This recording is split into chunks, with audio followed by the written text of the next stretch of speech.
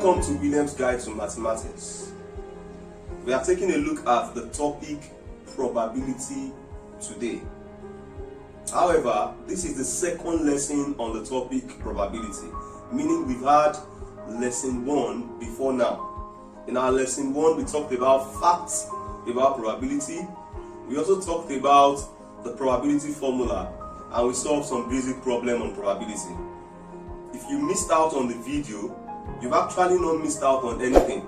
All you need to do is subscribe to the YouTube channel, William's Guide to Mathematics, where we guide you to mathematics. We guide you to success. We preach perseverance, accuracy, simplicity, and speed. Having done that, you'll be able to access all the videos on probability and even videos on other topics. So let us take a good look at what we have for today's class. In today's class, we will analyze the concept of a coin. Secondly, we will analyze the concept of a die. We will also analyze the concept of a playing card. And finally, we'll talk about solving problems involving all these three, that is, the coin, the die, and the playing card. Let's talk about a coin. A coin has two sides. As you can see on the screen, we have the head, we also have the tail. With the coin having two sides, it means the total outcome is 2. The probability of getting a head is 1 over 2 because we have one head and we have 2 possible outcomes. And the probability of getting a tail is also 1 over 2 because we also have one tail and there are 2 outcomes.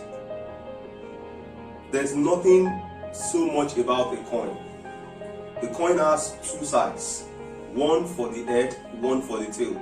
So 1 out of 2, that's the probability for the head. The same thing applies to that of the tail, 1 out of 2, which is 1 over 2.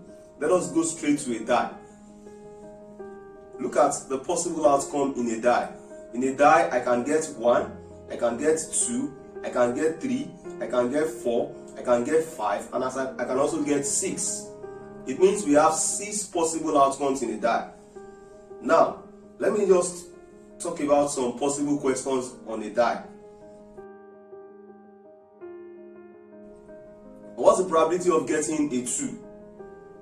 The question is, how many 2 do we have in a die? We have just 1, not 2. We have 1 2 in a die. So that is 1 over 6. Another similar question, our probability of getting a 5 from a die. How many 5 do we have in a die? We have just 1 5. That is 1 over 6. Probability of getting a 9 from a die. How many 9 do we have in a die? There is no 9 in a die. So that is 0 over 6, which is 0. So remember we said in our lesson 1 that when you get probability of 0, it means that thing will not happen. Of course, you can never get 9 from a die. So the probability of getting 9 from a die is 0. Another simple question, probability of getting an even number. What are the even numbers we have in a die from 1 to 6? 2 is an even number, 4 is an even number, same thing 6. So we have 2, 4, 6, meaning we have three required outcomes there. 3 out of 6. So the probability of getting an even number in a die is 3 over 6, which will be 1 over 2 when we reduce the fraction.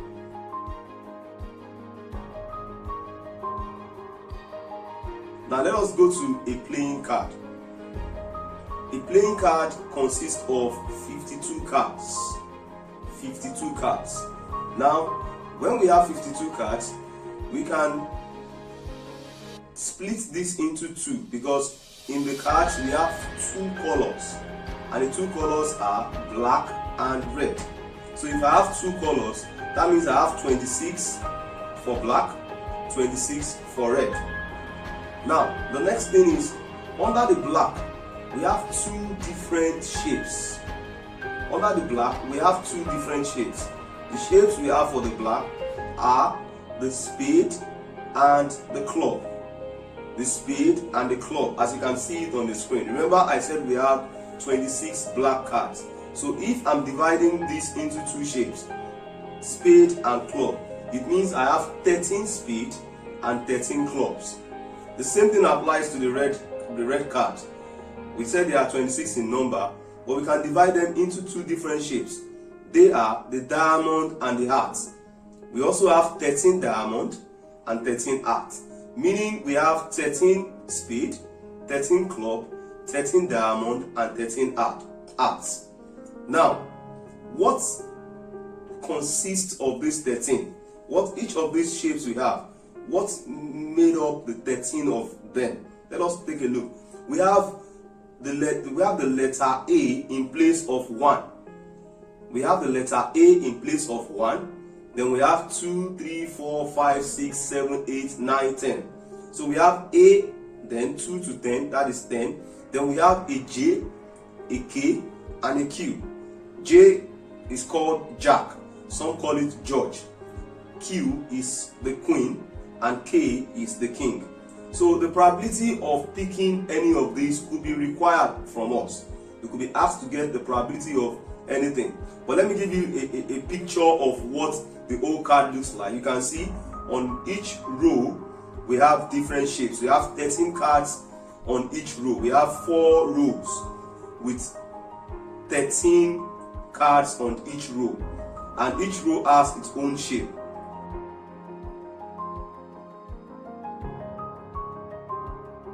Now, if I ask the question now, what is the probability of getting a 7 from a card? What is the probability of getting a 7?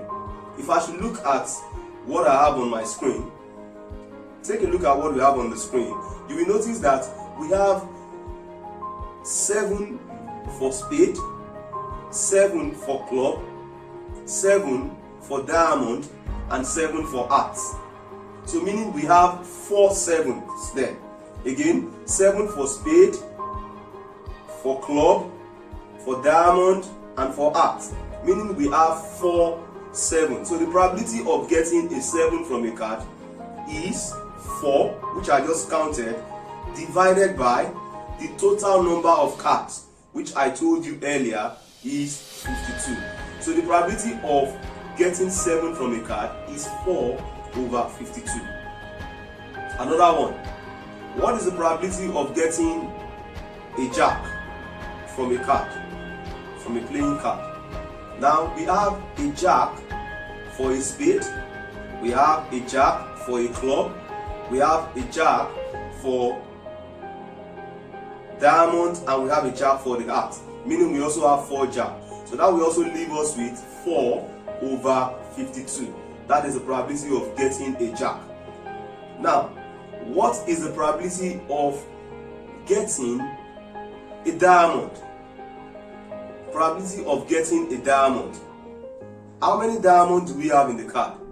We have A, we have 2, we have 3, we have 4, we have 5, up to JKQ. If you count the number of cards we have that is diamond, we have 13 of them.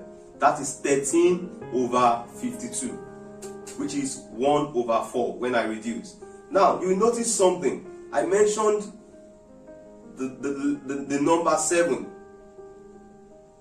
The result is 1 over 13, because 7 is 1 out of the 13 numbers or letters we have in the card. I also mentioned the letter J. The probability of picking the letter J in a card. I'm also getting 1 over 13 because J is 1 of the 13 possible letters or numbers. Now I'm talking about probability of picking a diamond. I've just gotten 1 over 4. Now that is so because diamond is 1 out of the 4 shapes we have. I hope you understand what I'm saying. It is just very, very clear. Diamond is 1 out of the 4 shapes. Now let me take a look at something that is more comprehensive, something that is more technical. Now if the question is asking for the probability of picking a black 6, a black 6. Now we have 4 6 there, fine. We have 4, 6. We have the 6 for spade. We have the 6 for diamond. We have the 6 for hearts. We have the 6 for club. But we are looking for black 6. So which of these 4 is taken to be black? Which of these 4 do we have as black? Of course, the spade is black, the club is black, but the diamond and heart, they are red, meaning I have 2 black. So my answer for the probability of a black 6 will be 2/52. Remember I said we have 2 black 6. Fine, we have 4 6, but only 2 are black, the other 2 are red. So probability of picking a black 6 is 2/52, which I can reduce as 1/26. Let's take another look at another example, a final example on this. Probability of 7 hearts. Probability of 7 hearts. Now, how many 7 do I have? I have 4 7. There's 1 7 for spade. There's another 7 for club. There's another 7 for diamond. And there's the last 7, which is the 4th 7 for heart. But I'm looking for the 7 that is also heart. So I only have 1 7 that fits into those 2 categories. That means it is a 7 and is also heart. So 7 heart is just 1 card, and that is 1/52.